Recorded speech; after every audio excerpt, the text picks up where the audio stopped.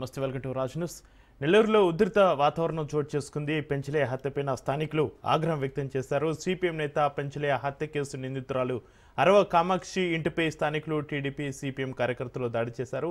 Kamakshi arrest అనంతరం RDT కాలనీలోని ఆమె 5 ఇళ్లను స్థానికులు ధ్వంసం చేశారు. కామాక్షి తీరుతో తాము అనేక ఇబ్బందులు పడ్డామని స్థానికులు మండిపడుతున్నారు. గంజాయికి వ్యతిరేకంగా పోరాడితే హత్య చేయడం దుర్మార్గమని స్థానికులు విమర్శించారు.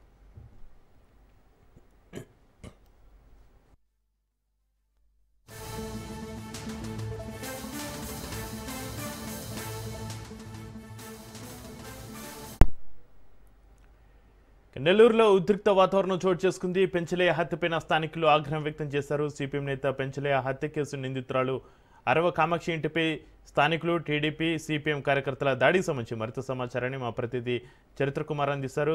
చరిత్ర, నెల్లూరులో ఉద్రిక్త వాతావరణం, పెంచలే హత్యపై స్థానికుల ఆగ్రహానికి సంబంధించి మీ దగ్గర ఉన్న అప్డేట్స్ ఏంటి? Thank you Chakri. ఏదైతే నెల్లూరులో అయితే మాత్రం ఉద్రిక్త వాతావరణం అయితే నెలకొందని చెప్పాలి.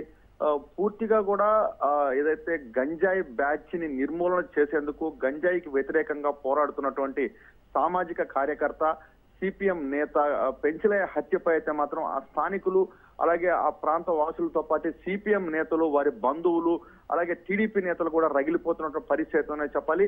ఈ రోజు ఏదైతే ఆ ఘటన జరిగిన తర్వాత వాళ్ళందరూ కూడా ముక్త కంఠంతో పెంచలే హత్యనైతే మాత్రం ఖండించిన పరిస్థితి. అయితే ఏదైతే ఈ హత్యలో కీలకంగా వ్యవహరించినటువంటి అరవ కామాక్షికి సంబంధించినటువంటి ఆస్తుల ధ్వంసం అయితే మాత్రం ఇప్పుడు జరుగుతుంది నెల్లూరులో. ఏదైతే ఆర్డీటీ కాలనీలో ఉన్నటువంటి 5 నివాసాలను అయితే మాత్రం ధ్వంసం చేశారు పెంచలే బంధువులు, అలాగే సిపిఎం నేతలు. ఆ దృశ్యాలు ఈ రోజు ఇప్పుడు మనం ఈ రోజు స్క్రీన్ పై చూస్తున్నాం. ఇప్పుడు ఏదైతే అరవ కామాక్షికి సంబంధించినటువంటి ఆస్తులు, ఏదైతే ఇళ్లు ఉన్నాయో, ఈ ఇళ్లను మాత్రం పూర్తిగా జేసీబీలు పెట్టి పగలగొట్టిన పరిస్థితి ఉందని చెప్పాలి. మనం ఇప్పుడు ఆ దృశ్యాలు మనం స్క్రీన్ పై చూస్తున్నటువంటి పరిస్థితి. ఆ ఇళ్లు, కూలినటువంటి సామాను, ఏదైతే ఆ ప్రదేశం మొత్తం కూడా ఛిద్రం చేసేశారు. వారి ఆగ్రహం అయితే మాత్రం ఇంకా కూడా పెళ్ళుకున్నటువంటి ఆగ్రహం అయితే మాత్రం పరిస్థితుందని చెప్పాలి. అయితే ఈ పెంచలే హత్యకు సంబంధించి ఏదైతే ఆ కాలనీలో, ఆర్డీటీ కాలనీలో ఆయన అనేక రకాలుగా గంజాయిని నిర్మూలించేందుకు, అసాంఘిక కార్యక్రమాలు జరగకుండా చూసేందుకు, ఏదైతే యువత పెడదోవ పడుతున్నారో యువతని సన్మార్గం నడిపేందుకు పెంచలే చూసినటువంటి ఆదర్శ మార్గం ఏదైతుందో దాన్ని కొనసాగిస్తామంటూ కూడా పెంచలే సతీమణి శపథం చేసినటువంటి పరిస్థితి ఉందని చెప్పాలి.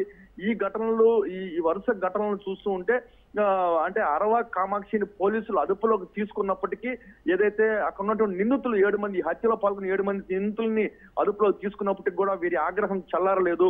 ఈ కాలనీలో అసాంఘిక కార్యక్రమాలకు కేంద్ర బిందువుగా వ్యవహరిస్తున్నటువంటి అరవ కామాక్షి ఆస్తులు ధ్వంసం అయితే కొనసాగుతుంది. ఇది ఎంతవరకు దారి తీస్తుంది అనేది మాత్రం కొంత, ఈ ఉద్రిక్త పరిస్థితి ఎలా ముందుకు వెళ్ళబోతుంది అనేది మాత్రం కొంత చూడాల్సిన పరిస్థితితోనే చెప్పాలి. అయితే ఈ ఘటన విషయం తెలుసుకున్నటువంటి పోలీసులు ఘటనా స్థలానికి చేరుకున్నారు. ఇక్కడ ఉన్నటువంటి పరిస్థితిని శాంతిపరిచేందుకు, అక్కడ ఉన్నటువంటి శాంతి భద్రతలు కాపాడేందుకు పోలీసులు అక్కడ పహారా కాల్సిన పరిస్థితి. పోలీస్ పికెటింగ్ కూడా ఏర్పాటు చేసినట్టు కూడా మనకు సమాచారం అయితే అందుతుంది.